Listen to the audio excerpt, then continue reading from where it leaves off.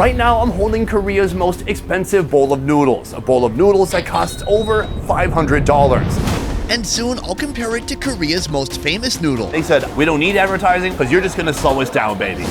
Then to a bowl from the oldest noodle shop in the country. It tastes like farts in your mouth a little bit. But first, we have come to our cheapest noodle location of the day. Behind me, a place known as Ramen-편의점, or Ramen Convenience Store. The cheapest noodles you can find here are under $3. But there's a catch. When you come here, you are the one who is making your own noodles. Let's go inside now to see more about how it works. Right here we have the Wall O Ramen. They have 67 types of ramen, all of them available on this wall. It's not just about typical Shin ramen noodles like what you see here. This is the classic. It's a nice, thick, hearty noodle with a very spicy broth. But in Korea, there's so much more to noodles than that, including something like this. This right here is jjajangmyeon. It's a fusion noodle somewhere between Korean and Chinese. Then we have the old school noodle. These are some of the first noodles to ever come out here in South Korea. They even have vegan noodles. Cool. Right here we have the sogogi ramen. This would be beef flavored and definitely not vegan. Oh my fucking god! Another fun thing to point out is the way the shop is laid out. Right here, this is the mild zone. If you don't like a lot of spice, you're gonna be safe right here. Here's an example of a mild noodle right here. This is called gamjamyeon. It literally means potato noodles. I've never even heard of this, but why not? So here, creating a good bowl of noodles isn't just about the noodle. It's also about the toppings. And over here, this is all stuff that you can put on your noodles for free when you order. First of all, kimchi, carrots, pounded rice cakes, chives, pickled radish, green onions. Also, there's this right here, bean sprouts. So those are all free, but there is one topping I should mention that you do have to pay for, and that is chizu.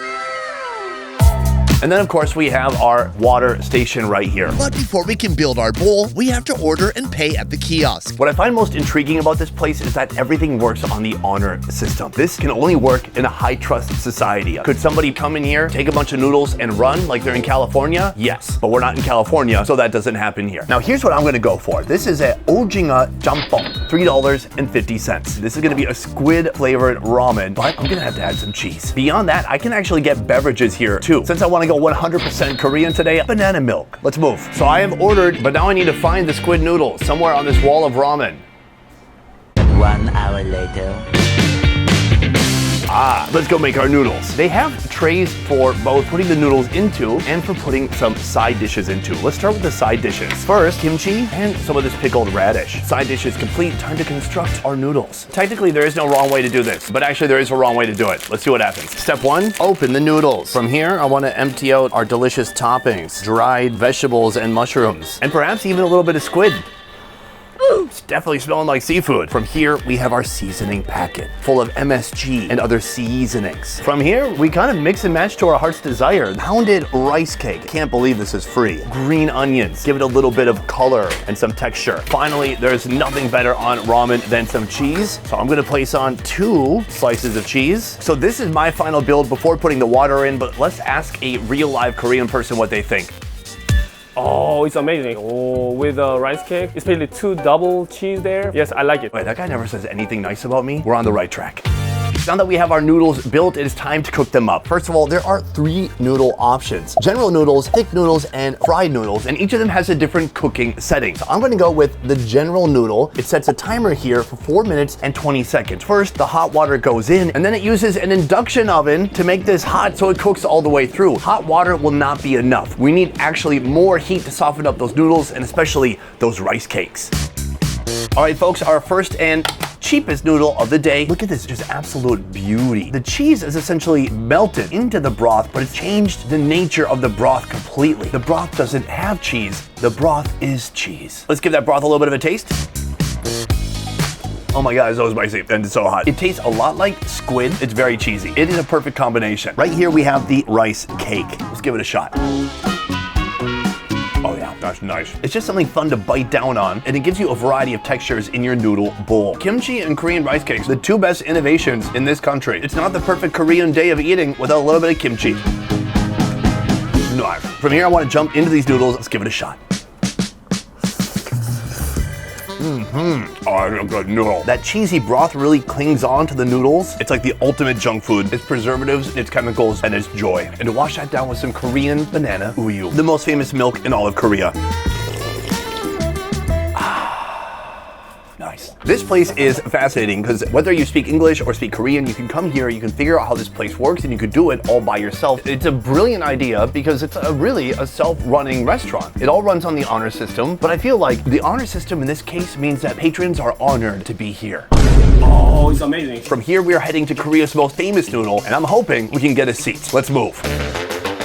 We have come to our second noodle location. Behind me is Korea's most famous noodle. Shooting Korea's most famous noodle comes with its own challenges. First of all, they don't need promotion. In fact, if you don't come here, that's completely fine with them because somebody else will. In fact, hundreds of people will. You cannot make a reservation. You have to come here and wait in line. The line could be 40 minutes, it could be 2 hours. So in a moment, we're gonna get into the line to try these iconic noodles, but what kind of noodles are they? This is called a knife noodle. This is a noodle you can find everywhere, but for some reason, this place is the absolute most famous. So we're gonna hop in line and go try it for ourselves. We are heading inside with the rest of the cattle. Somehow we're going up. Let's get in. Or should we take the stairs? Let's beat them.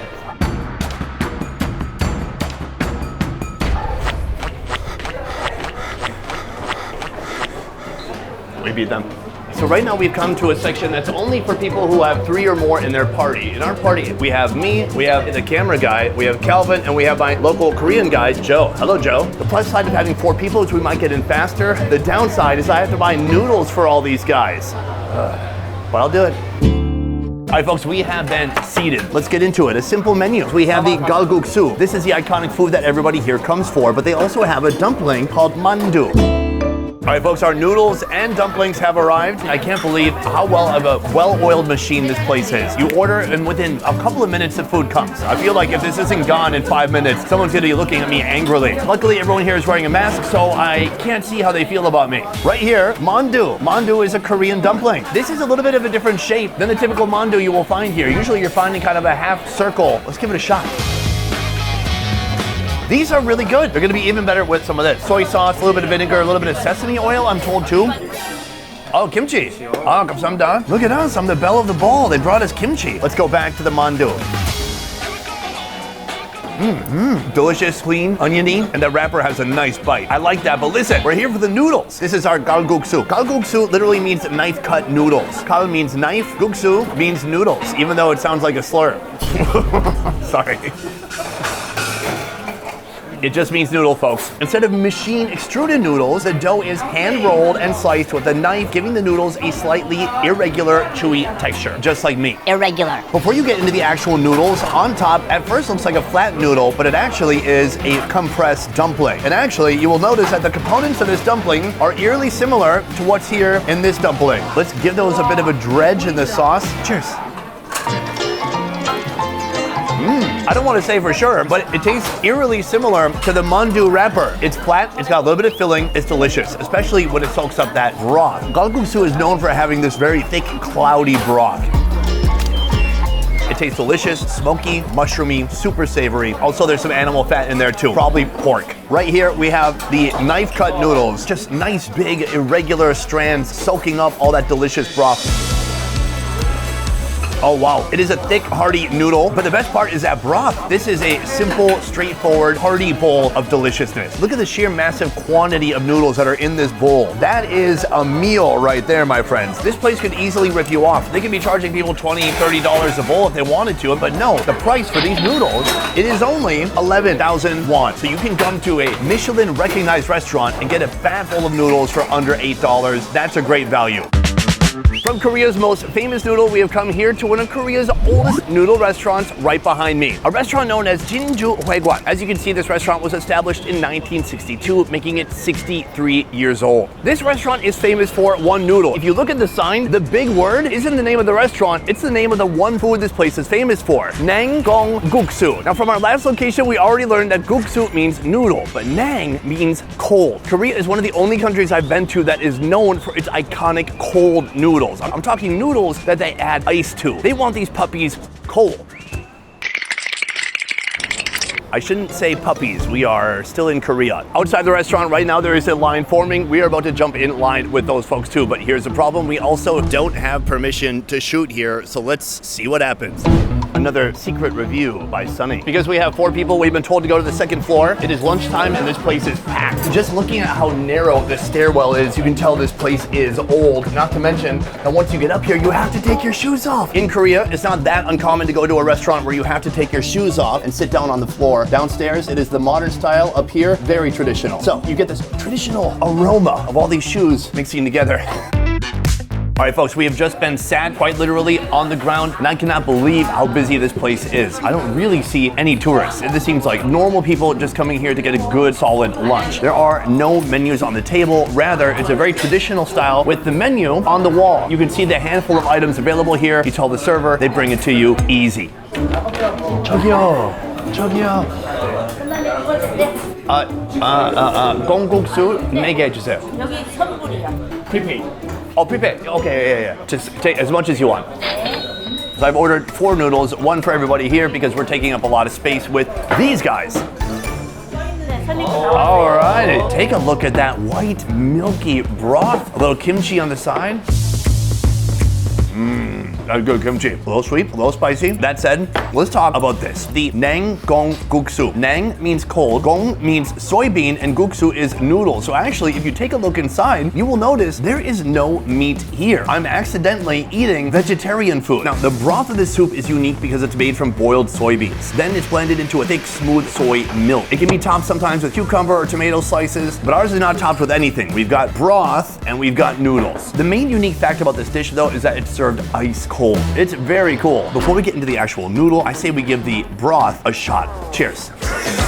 Oh, okay. It has the same starchy consistency that you would find inside of a bean. It tastes cold, creamy, and starchy. This is something where if you haven't eaten for like 3 days because you've been throwing up and you want to see if you can keep everything down, you might have this. All that said, let's try out these noodles. Right here we have just a giant clump of noodles. They're extremely well coated. Oh, I like that. This is a wheat noodle, but something special happens when you make it cold. It gets very chewy, or el dental. El dentistry, el dental clinic, which just means that it's kind of chewy. It means to the dental clinic we go. Yes? This is my first time having this dish, and I gotta say, I love it. When you take a big slobbery bite like I just did, it tastes like farts in your mouth a little bit. There's kind of a sulfuriness being put off from the beans. That is not an accident. Beans are the magical fruit, and you know what they make you do.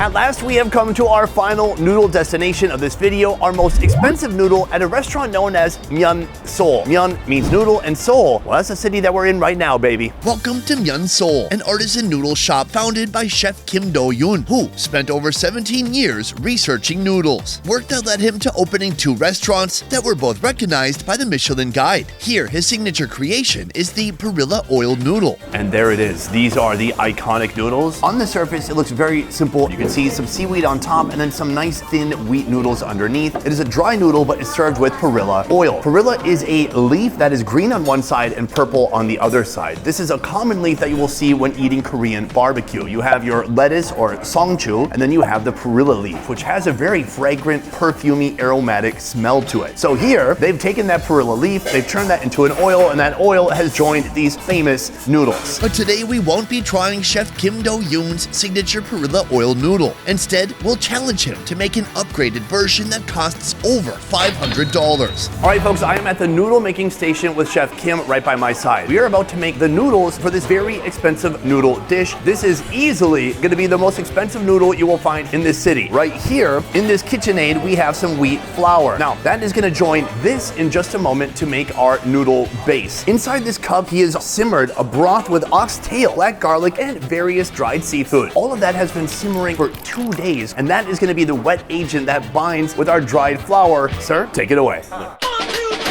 Step 1, turn on the mixer. Step 2, slowly drip in gobs and gobs of that yummy flavor. From here, he is saying the dough is finished, which is remarkable because it looks very dry and like it's falling apart and not cohesive. Is this noodles? When do you become noodles?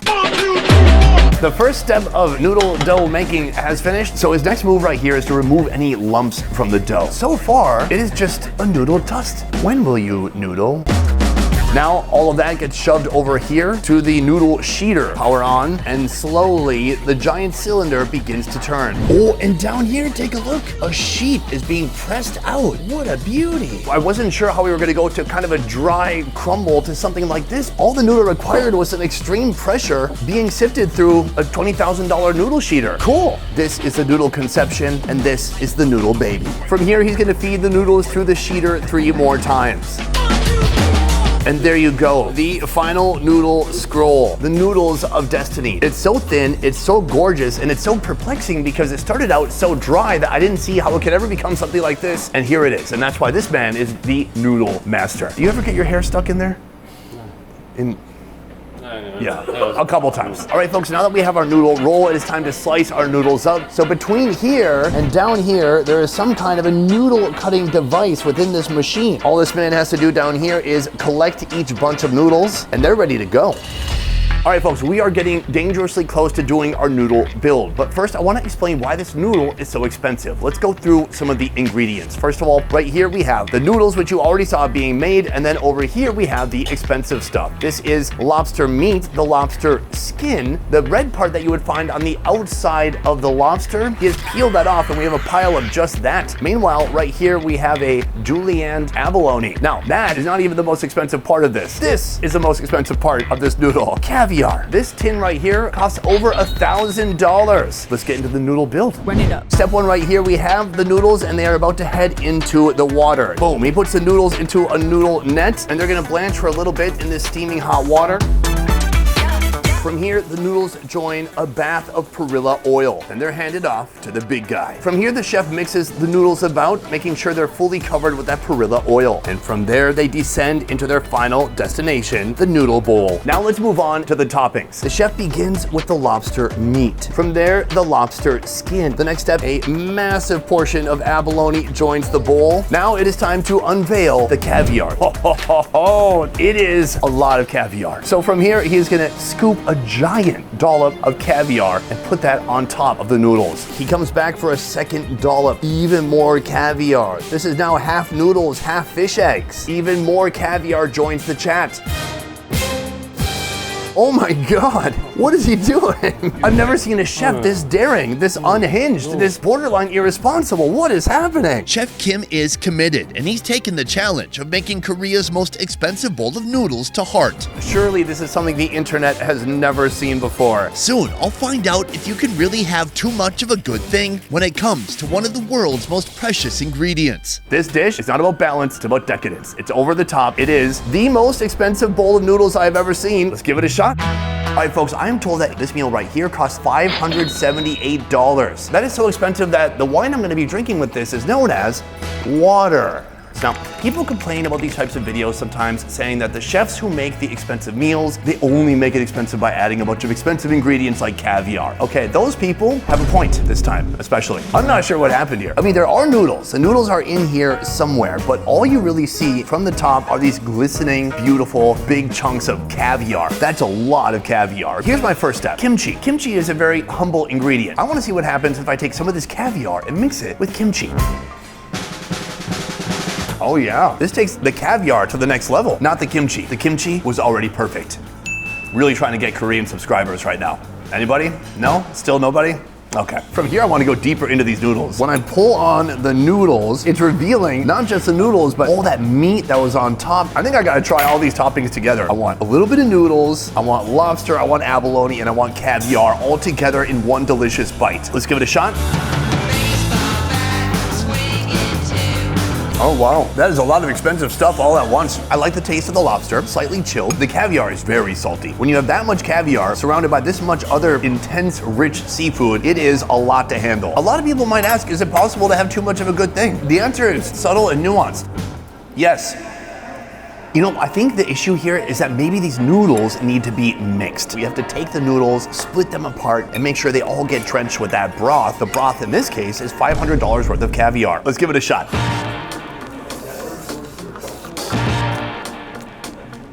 So in general, the noodles are very unique. I've never seen noodles made in this way, and they were kind of a miracle how they went from basically a dust to an actual noodle. I can really taste the perilla oil. It's an interesting and unique flavor. It's refreshing, and it's something sharp in a bowl full of super rich seafoods. Beyond that, what do I think? Well, I think the chef should try his own creation. Give it a taste. So the chef is here. He's taking a little bitty bite. I feel this man's face cannot lie. So only the taste of caviar. Yeah, I think you nailed the flavor profile there. That was dream to use that amount of caviar on the noodle because he's the noodle master. Well, chef, thank you so much.